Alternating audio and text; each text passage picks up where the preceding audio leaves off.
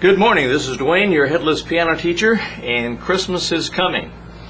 I guess it's actually safe to say that any time of the year, isn't it? It is coming as far as when I record this, but even if I said it January 1st, Christmas is still coming. That's the nice thing about Christmas. It comes every year, so you can practice your songs well in advance. In any case, let's take a look at one of the Christmas carols today that we can learn to play very easily because it's made out of nothing but a diatonic scale. A diatonic scale is those boring scales used to practice as a kid that just run from one note up 8 notes, an octave, octavo, octopus, 8, and all the melody is contained in that octave, and no sharps or flats, no accidentals are used at all. In other words, if I played it in the key of C, it would just be like this.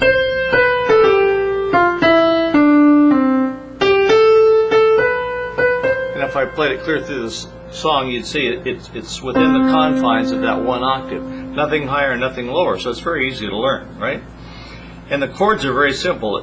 You only use 3 chords: the C chord, the F chord, and the G chord. And you can use them in your right hand as well as in your left hand, of course.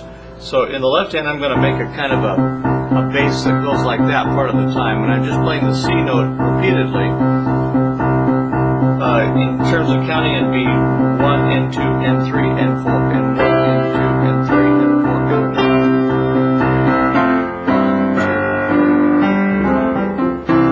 See that?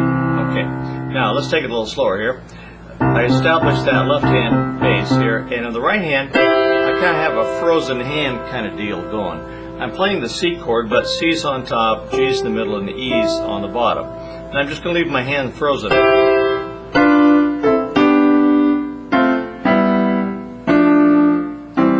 Frozen, I mean it's in that position. If I put glue on my fingers and just played each note going down all the white keys, that's all there is to it, okay? So you don't even have to know what chord you're playing at that point, okay? It's good to know it, but I mean you wouldn't have to just to play the melody there. Okay, so let's take it that far.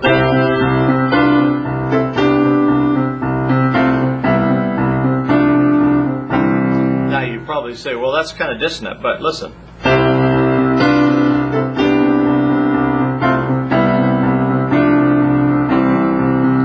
You speed it up and it loses that dissonant sound.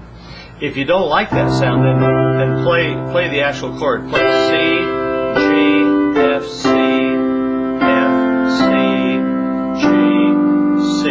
Okay, because there's only those 3 chords, C, F, and G. C, G upside down, second inversion, F upside down, root position of C, first inversion of F, second inversion of C,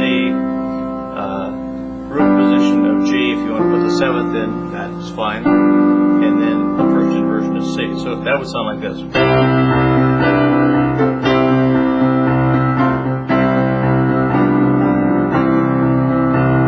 Okay, now when we get down to the bottom here, let's put a little amen on it.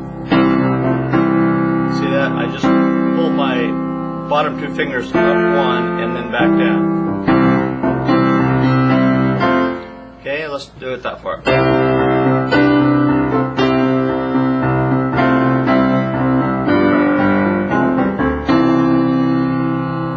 Oops, I'm sorry, I did a walk down instead of an amen. I was going to teach you the amen. So you can do that. Take the C chord, move it to the F, and then back to C.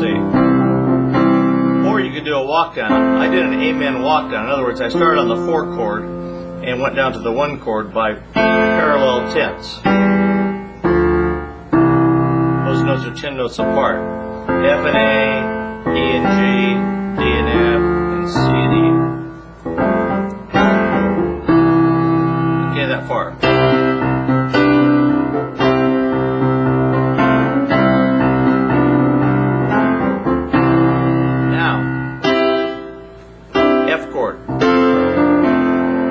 Play the F chord, I'm going to do an amen. Amen. How do you do an amen on the F chord? Same way, you take the 4 chord of F, which is 1, 2, 3, 4 notes above F, which is B flat. How do I know it's B flat? Because in the F scale there's a B flat. Okay, so I play the B flat chord and then the F chord. Okay, amen. I think here we'll do an amen too. Whoops, that wouldn't work. Let me do it.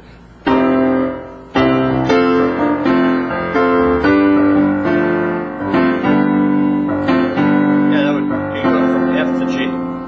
Or we could go from C to G. Either one.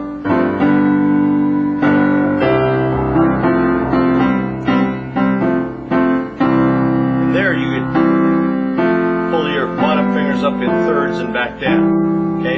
Then the middle part's easy. If you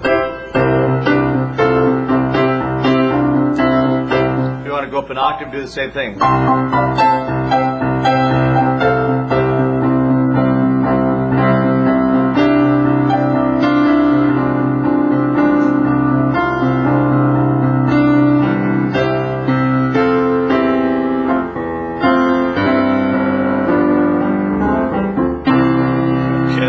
Sloppy, but you get the idea. Come down the same way in the middle part.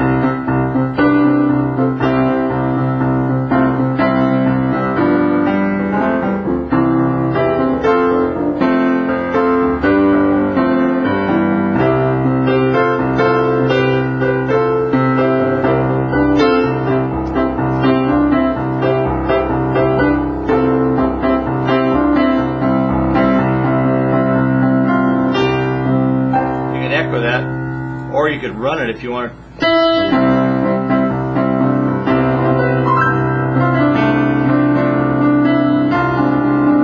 making an F minor there.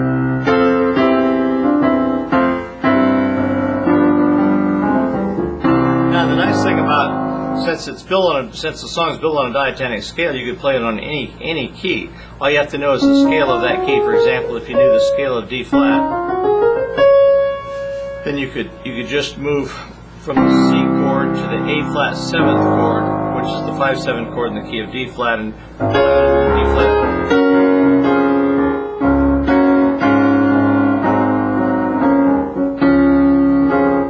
And do the same thing there in the key of D.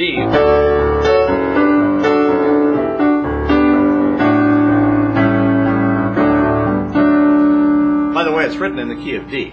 George Frederick Handel wrote in the key of D, but you can play it in any key. So if you want to go to E flat,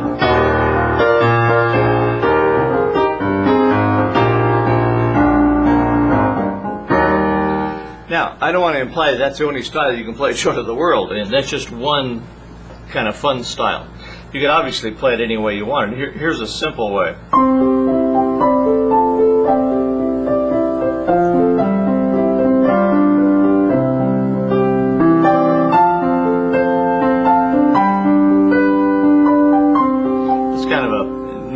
Kind of deal, or a music box kind of thing.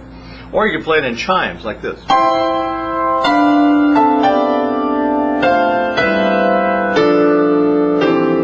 A good thing to do there is to lay down some bells first like this. Like